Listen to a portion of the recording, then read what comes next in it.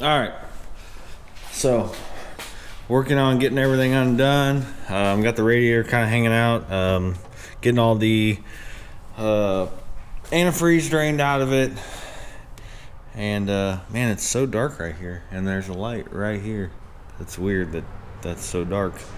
Anyways, gonna get the antifreeze drained out of it, get the radiator out of it. Then I'll start pulling the intake manifold, pull that off, and yeah, we'll just start going through pulling the exhaust manifolds off, start pulling the valve train out of it, water pump will come off of it, and we'll just start pulling the front of this thing apart and start getting these heads off. So we got the water pump off. Now we're gonna pull the intake, the fuel rails, all that off. Then we'll start pulling valve covers, manifolds, valve train, and then the heads will come off. And then we'll do the front cover and balancer last, so we can weld the fitting on for future turbo drain. Yep. Alright, so we got the manifolds off, and I tell you what, I forgot how much of a pain in the butt it is to get this one out from away from that cylinder head. It sucks. But anyways, I did go ahead and notch a little bit of this frame right here. You can tell from like here to here. It's just a little notch, but did that for future reasons. But yeah, so now I got those off. I'm gonna go ahead and get the intake off, and then I can start getting ready to pull the heads off of it. Yeah, sweet. Let's get to it.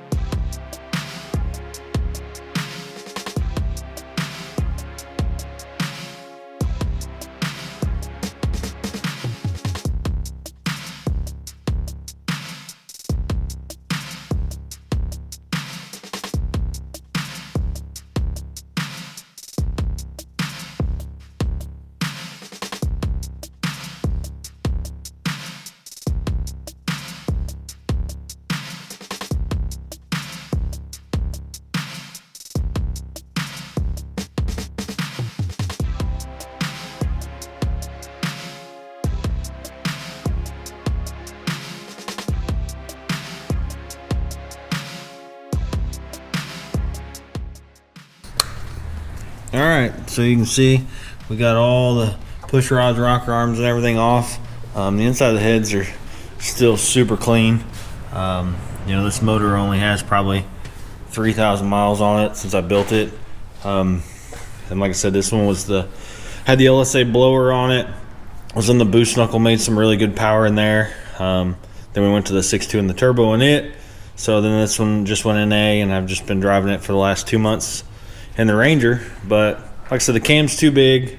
The heads are honestly too big. The motor will probably make a little bit more power and a little bit more low end torque if I swap this cam and change these heads. So that's what we're gonna do. But anyways, we're gonna get on to pulling all these bolts off. We'll yank the heads off and get it ready for the new heads and the new cam. All right, so we got the heads pulled off. Everything's still super clean. Deck surface looks really good. So I can get in here. Deck surface looks really good. Won't take a lot of cleanup there.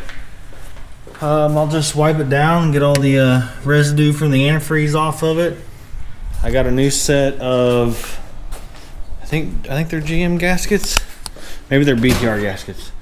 No, they're got a new set of GM gaskets, 5.3 gaskets we'll put on it, and then well, here's the heads. Still pretty clean. You can definitely tell this motor just seemed like it was need a little more compression. It was definitely not ideal for these big chambers, but I mean, it worked. It did the job, so it kind of is what it is.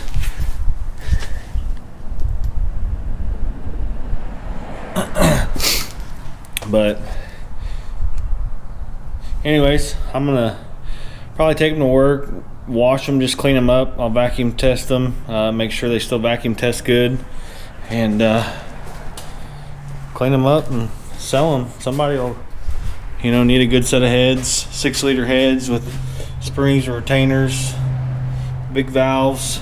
Definitely be a good one for like a 3rd gen 6-liter of some sort, you know, because they got a big intake valve in them, and which it's kind of hard to see, but you can tell like them valves are very, very close to one another. Those are 2055 if I remember right, intake valve, and I think maybe a 160 exhaust or 165.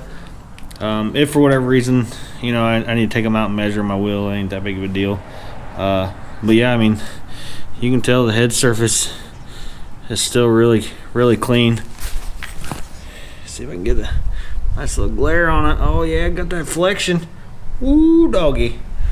But still got to get the front cover off and the balancer, so I can determine where I want to put the oil drain. I'm gonna assume I'm probably gonna put it right here. Just like I did on the boost knuckle, I may angle it a little bit out this way to try and miss the belts. The boost knuckle actually has an SFI approved balancer on it. This is just a stock truck balancer. So you got obviously like about 3 fingers gap here. By the time you put a fitting and like a 90-degree AN fitting off of that, you're running out of space here. So, but anyways, that's gonna do it for this first part of this tear down. Maybe that's what this will be. This will be the Ranger already tear down build. Already, no, I don't, yeah, whatever. But anyways, that's gonna do it for this video. Thanks for watching, guys. Don't forget, comment, like, subscribe, hit the bell, get all the notifications, all that stuff. Tell your friends, and keep following along as we keep pushing forward with this build and all the other ones. See y'all later.